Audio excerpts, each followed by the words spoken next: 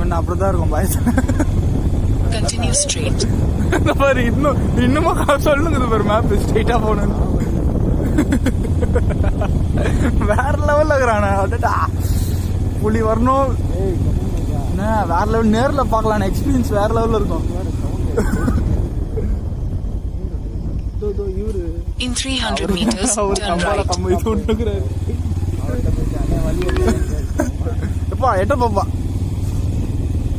வந்தாச்சுனா இதான வந்த வழி. இன்னும் கொஞ்சம் தூரம் போனா மெயின் ரோடு நம்ம வந்தது.